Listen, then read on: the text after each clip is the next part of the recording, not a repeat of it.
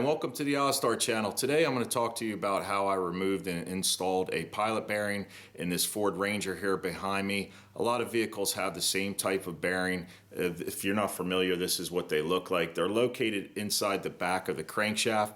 Now some of the later models have them in the flywheel, but this one is in the crankshaft, and the way to remove it is either get a tool that goes in through the back and pulls out. Now I have a puller and I'm going to show you that here in the video. It didn't work for me because the way this one sits so far back, the teeth couldn't bite in to pull it to draw it out. So I did the old grease trick, they call it. And what I did was, or what you do is you fill the center with grease and then take an instrument, the tool, that's about the same diameter as the pilot bearing, inner diameter, and what you want to do is push that in. So this is just a cut off of an old ratchet. I had one of those like cheapo Chinese ratchets, and I had cut it off, and it was pretty much, I had this laying around, I use it as a punch. Anyway, what I did here was it was just a little bit loose, and maybe you can hear it. So I took some electrical tape and just wrapped a couple of layers of tape there. That made a nice tight seal. And what you're doing is the grease that goes in is being forced. You drive this with a hammer, it's being forced behind here, and it's actually popping this out. And you'll see that in the video. Now I tried the puller, then I just tried grease, and you gotta keep packing it in. It's a little bit messy, but the trick is sometimes using bread. So with the combination of the bread made it sort of like a seal, spongy, and by driving it in, boom, pops right out. So anyway, enjoy the video, check it out. Leave any comments or questions you have down below. If you haven't subscribed, please do so, and I hope you enjoy the video. All right, so I'm going to attempt to remove the pilot bearing with this puller I have here, and I'll leave the tool number down below if this works out. If it doesn't, then I won't. So simple enough. It's got these little tangs that go in there right here. I'm trying to work around the light and the camera. Anyway, this will go in here. We kind of go in behind it. Let me see if I can grab it and then twist this on here. Of course you can't see what I'm doing, but I'll get it set up. Let's see. Let me see here.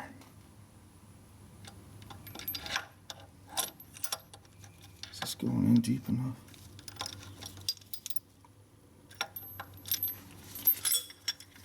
Yeah, here we go. Alright, let's get it in there. Try to catch it behind there. It doesn't seem like it wants to catch. I don't think this one's going to catch. Nope. So in this application, this thing definitely didn't work. These claws, I guess you could call them, or hooks, are kind of rounded. They weren't sharp enough to grab behind the pilot bearing to, you know, grab on to pull it out. So this thing was worthless to me.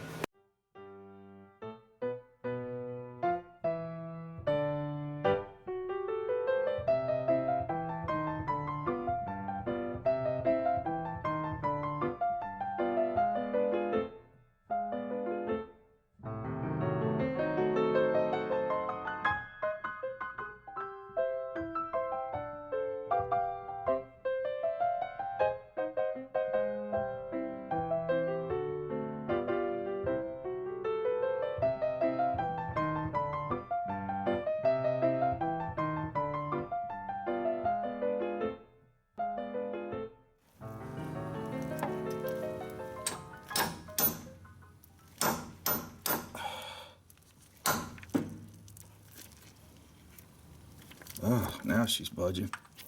Finally. It's finally budging. So I had to put a little bread in there. Oh boy, I'm not sure what brand I used. I don't know if it matters, but oh man, a little bread, a little grease, and the sucker's finally coming out. You can see it push it forward. So I guess it's the grease bread combo, and a little bit of tape around the end of this help too. So you guys probably can't see, it's probably in your way, but I'm gonna keep beating on her. There we go. Oh yeah, it's coming out now. Whew, finally. Good God. That was brutal, man. off camera, that was a lot of setup time. So I definitely would suggest some bread in there. In this case, anyway. It kind of gave it that spongy pushback, like sealed up the hole. Okay, there it is. You see it's out. What a mess right there.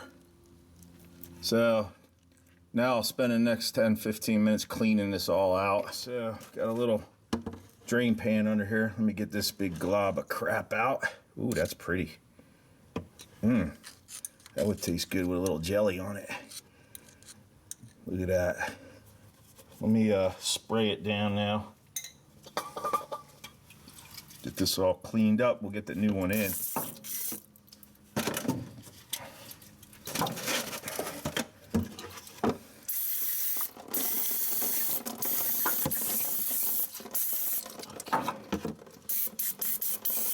I do have safety glasses on because I am going to put some compressed air on this and get it cleaned out real good and dry. Let me just wipe down the excess. Put a little air in there. I got grease inside these threaded holes. Let me put a rag in front of it. That's a little trick.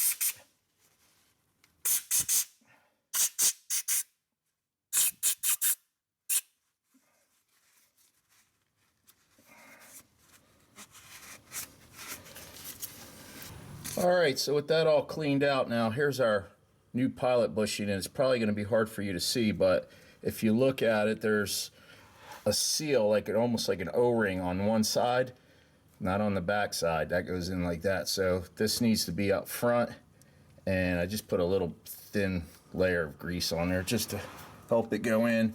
Make sure it's in there kind of square as you push it like that. We don't have to do this twice. And then I'll take a hard face plastic hammer and just get it started. Just get it going. Make sure it goes in square. And just tapping it easily. It's going in pretty good. It's not fighting me. And then once you get it flush, which it is right about now, I'll take a 15mm socket, which is the same diameter as the bearing, on a small 3-inch extension, and just start tapping that in. Not going to get crazy with it, just kind of let it go. Before I could see where it was recessed, it was in just a little bit, nothing too crazy, and that's about it. I think we're right about there now. So I'm good with that. That's all it's got to do is guide that front part of the input shaft on the transmission. That's all it does is stabilize it.